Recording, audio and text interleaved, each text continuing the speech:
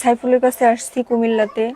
সাইফুলের সাথে আমার সম্পর্ক 2 বছর, কিন্তু সে এখন সবকিছু অস্বীকার করতেছে যে তার সাথে আমার কোনো সম্পর্কই নাই।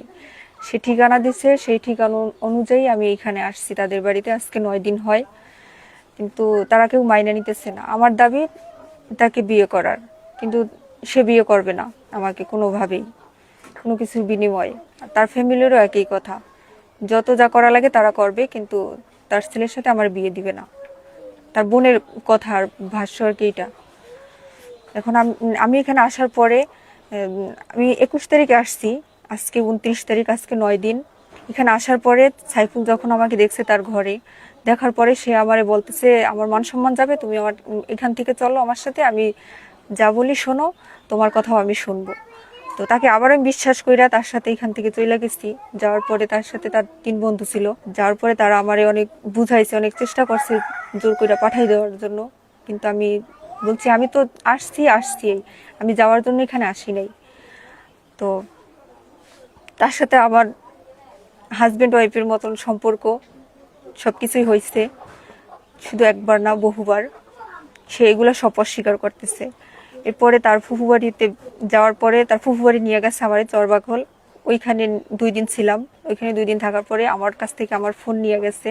ফোন নিয়ে আমার ফোনের সিম নিয়ে আমার ফোন থেকে যত ডকুমেন্টস ছিল সব তারা ডিলিট করে দিচ্ছে। তার বোন আমার হুমকিও দিচ্ছে, ভয় দেখাইছে। পরে আমি ওইখান থেকে ওইখানে ফাঁকা বাড়ি, বিল্ডিং এর ভিতরে যদি আমার কিছু করে মাইরা ফেলায়, তো কেউ দেখবে না, জানবেও না। আর ওইখানে পুরুষ মানুষ বলতে কেউ ছিল না, তার বন্ধুরা ওইখান থেকে চলে আসছে তখন। এরপরে আমি ওইখান থেকে ভয় পাইয়া আবার এই বাড়িতে সকালবেলা চলে আসছি তারা ঘুমিয়ে থাকতে।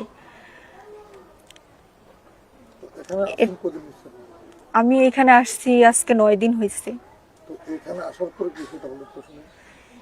এখানে আসার পরে আমারে তারা ঘরে ঢুকতে দেবে না, ধাক্কাধাক্কি করছে।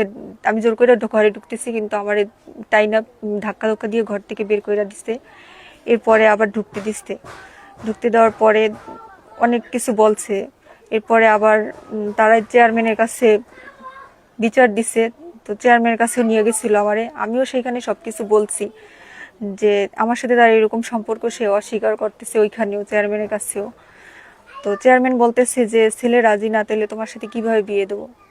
কেন রাজি না ছেলে রাজি না কেন? বলতেছে আমরা জোর করে বিয়ে দিলে ছেলে যদি 2 দিন পরে ছাইড়ে দেয়। এই কথায় তো ছেলে আরো বেশি মানে সাহস পাইয়ে যায়, যে সবাই যখন বলতেছে 2 দিন পরে ছাইড়া দেওয়ার কথা, তখন 2 দিন পরে ছাইড়া দিলে, আমার ডিভোর্স দিয়ে দিলে, তখন তো আমি মানে কাউকে কিছু বলতে পারবো না, এই কথা বলতেছে সবাই। তো ওইখানে বলতেছে, এরপরে ওইখানে মেম্বার টেম্বার সবাই ছিল। থাকার পরে সবকিছুই অস্বীকার করতেছে যে না, তার সাথে আমার কোনো মানে ফিজিক্যালি কোনো সম্পর্ক হয় নাই। আমি প্রথমও যা চাইছি এখনো তাই চাইতেছি, আমি সাইফুলকে বিয়ে করতে চাই।